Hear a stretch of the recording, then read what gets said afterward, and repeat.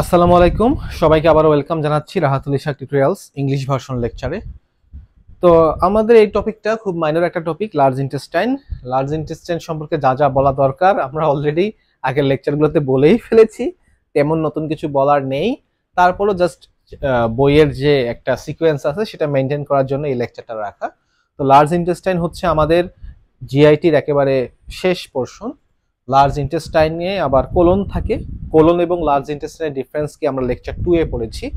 যারা লেকচার 2 করনি একটু করে নিও, ওখানে এগুলো আলোচনা আছে। তো লার্জ ইন্টেস্টাইন আসলে করে কি? লার্জ ইন্টেস্টাইন যে কাজটা করে, লার্জ ইন্টেস্টাইন আসলে ফুডকে ফিসেসে কনভার্ট করে। ফুডকে ফিসেসে কনভার্ট করে অর্থাৎ আমরা আমাদের ওরাল অরিফিস দিয়ে ইনটেক করতেছি ফুড, আর অ্যানাল অরিফিস দিয়ে এক্সিট করতেছে ফিসেস। এই ফুডটা ফিসেসে কনভার্ট হয় হচ্ছে লার্জ ইন্টেস্টাইনে। লার্জ ইন্টেস্টাইনে ফুডটা ফিসেসে কনভার্ট হয় এবং লার্জ ইন্টেস্টাইনে হচ্ছে ফার্মেন্টেশন ঘটে। ফার্মেন্টেশন হয় ফুডের। তো এখানে যেটা হয়, লার্জ ইন্টেস্টাইনে ব্যাকটেরিয়াল অ্যাকশন আছে। প্রথমত আমরা যদি বলি, লার্জ ইন্টেস্টাইনে বেশ কিছু ব্যাকটেরিয়া থাকে যেটাকে বলা হয় ইশ্চেরেশিয়া কোলাই। ইশ্চেরেশিয়া কোলাই বা ইকোলাই বলা হয়, তোমার নাম শুনে থাকবে ইকোলাই। ইকোলাই।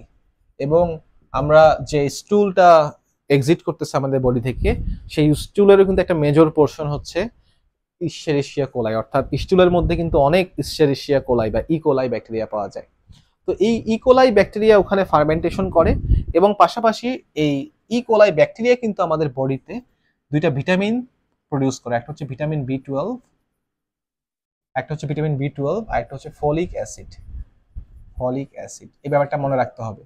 আমরা অনেক সময় ব্যাকটেরিয়াকে যাচ্ছে তাই করি, তুচ্ছ তাচ্ছিল্য করি, বাট ব্যাকটেরিয়া কিন্তু, চিন্তা করো, তুমি কিন্তু ভিটামিন খাচ্ছ না, তুমি কোনো ভিটামিন ইনটেক করতেছো না। তুমি যে নর্মাল যে খাবারগুলো খাচ্ছ সেই খাবারগুলোকেই প্রসেস করে ভিটামিনে কনভার্ট করতে পারে আমাদের লার্জ ইন্টেস্টাইনে থাকা ব্যাকটেরিয়াগুলা। ভিটামিন বি12 এবং ফলিক অ্যাসিড। হ্যাঁ, এই যে ফলিসন খাও, ওইখানে কিন্তু ফলিক অ্যাসিড আছে। এছাড়াও তোমাদের বইয়ে মেনশন করা আছে ভিটামিন কে এর কথাও। ভিটামিন কে, ভিটামিন কে এর রোল কোথায় জানো? আমাদের ব্লাড ক্লটিং এ কিন্তু ভিটামিন কে এর অনেক ইম্পর্টেন্ট রোল আছে। তো দেখো, এই যে ভিটামিন গুলা, এগুলা কিন্তু ব্যাকটেরিয়া সিনথেসিস করে আমাদের লার্জ ইন্টেস্টাইনে। এবার হচ্ছে অ্যাবজর্পশন। লার্জ ইন্টেস্টাইনের মেজর যে রোলটা আমাদের বডিতে, সেটা হচ্ছে অ্যাবজর্পশন। লার্জ ইন্টেস্টাইনে আমাদের ফুডে থাকা ওয়াটার গুলাকে অ্যাবজর্ব করে ফেলে, যার ফলে তোমার ওয়াটার কন্টেন্ট লুজ করার মাধ্যমে আমাদের ফুডটা আস্তে আস্তে ফিসেসে কনভার্ট হয়। এখন ফুড যখন ফিসেসে কনভার্ট হচ্ছে, তখন কি হয় বলতো? তখন ফুডটা অনেক ড্রাই হয়ে যায়।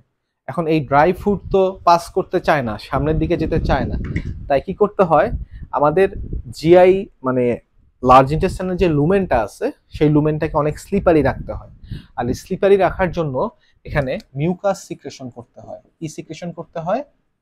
মিউকাস সিক্রেশন করতে হয়। এই মিউকাস সিক্রেশন করে গবলেট সেল, তোমাদের বারবার বলেছি। তো আমাদের আমাদের লার্জ ইন্টেস্টাইনে অনেক অনেক গবলেট সেল পাওয়া যায়, যাতে ওরা অনেক মিউকাস সিক্রেশন করে এবং লার্জ ইন্টেস্টাইনের যে লুমেনটা আছে সেই লুমেনটা অলওয়েজ স্লিপারি থাকে। দ্যাটস ওয়াই ওখান দিয়ে সহজেই কিন্তু খাবারটা পাস করে সামনে চলে যেতে পারে। ওকে, আচ্ছা।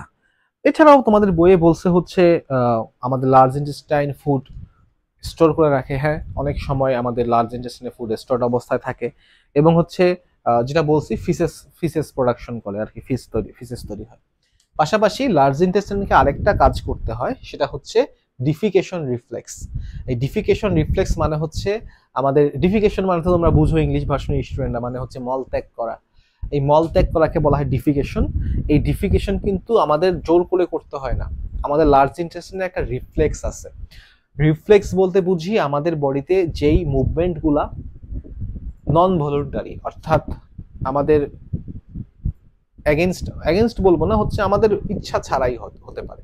অর্থাৎ তুমি অনেক খাওয়া দাওয়া করলে তোমার অটোমেটিক ডিফিকেশনের যে প্রেশারটা চলে আসবে তোমার উপর, এটাও কিন্তু আমাদের লার্জ ইন্টেস্টাইনই কন্ট্রোল করে। লার্জ ইন্টেস্টাইন খাবারগুলোকে পুশ করে কোলন থেকে পাঠায় আমাদের রেকটামে। রেকটামে কিন্তু শুরু হয়ে যায় আমাদের ডিফিকেশন রিফ্লেক্স, এবং এই ডিফিকেশন রিফ্লেক্সের মাধ্যমে ফুডটা মানে ফিসেসটা আমাদের বডি থেকে বের হয়ে যায়। এটাকে বলে ডিফিকেশন রিফ্লেক্স। ওকে, আচ্ছা। আরেকটা জিনিস দেখো আমি এখানে লিখে রেখেছি, সেটা হচ্ছে রাফেজ। রাফেজ হচ্ছে কিছু ফাইবার লাইক যে ফুডগুলো আছে, ফাইবার জাতীয় খাবারগুলোকে রাফেজ বলা হয়। এই ফাইবার জাতীয় খাবারগুলো কিন্তু আমাদের বডিতে ডাইজেস্ট বা অ্যাবজর্ব হয় না। যেমন আমি স্পাইনাসের কথা বলতে পারি, শাক যেগুলো আছে আর কি, পালং শাক, লাউ শাক, কি কি শাক আছে, এই শাকগুলো কিন্তু আমাদের বডিতে ডাইজেস্ট হয় না। রাফেজ সেলুলোজ জাতীয় যে ফুডগুলো আছে, সেলুলোজ কিন্তু এদের কন্টেন্ট হচ্ছে সেলুলোজ, এই সেলুলোজ আমাদের বডিতে ডাইজেস্ট হয় না। বাট এই সেলুলোজ কিন্তু আমাদের লার্জ ইন্টেস্টাইনের জন্য অনেক হেল্পফুল। এটা লার্জ ইন্টেস্টাইনের যে অ্যাবজর্বিং যে ফাংশনগুলো আছে সেই ফাংশনে কিন্তু হেল্প করে। অর্থাৎ লার্জ ইন্টেস্টাইনে যদি রাফেজ থাকে অনেক পরিমাণে, সেক্ষেত্রে লার্জ ইন্টেস্টাইন অন্যান্য মিনারেলস এবং অন্যান্য ওয়াটার এগুলোকে ভালো মতো অ্যাবজর্ব করতে পারে। এবং এই রাফেজ কিন্তু আমাদের কোলন, লার্জ ইন্টেস্টাইনের একটা পোর্শন হচ্ছে colon, ascending colon, descending colon, হ্যাঁ, ট্রান্সভার্স কোলন, সিগময়েড কোলন, এই কোলনে যে ক্যান্সারগুলো হয় সেই ক্যান্সার প্রিভেনশনে অনেক ভালো ভূমিকা রাখে।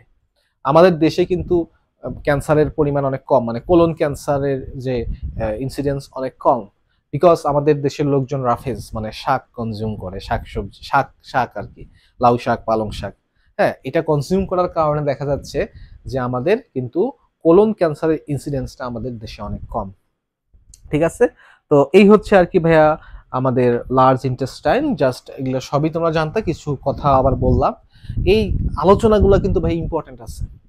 অনেক সময় পরীক্ষায় দেখা যায় ধুম করে কোথা থেকে প্রশ্ন দিচ্ছে, মানে আমরা তো মেইন মেইন যে জিনিসগুলো আছে বেসিক কনসেপ্টগুলো ক্লিয়ার করি, বাট এমন তো না যে প্রতি অধ্যায়েই থেকেই বেসিক কনসেপশনের কোশ্চেন করবে। অনেক সময় দেখা যায় ধুম করে একটা কোশ্চেন দিয়ে দিচ্ছে, মনে হয় না যে আমি কখনো এটা পড়ছি। তো ওই প্রশ্নগুলোর উত্তর পারার উপায় হচ্ছে গল্প করা। এই যে ক্লাসে বিভিন্ন রকম গল্প করা, পড়ালেখা রিলেটেড, দেখবা এই গল্পগুলো থেকে অনেক কোশ্চেন পরীক্ষায় চলে আসছে।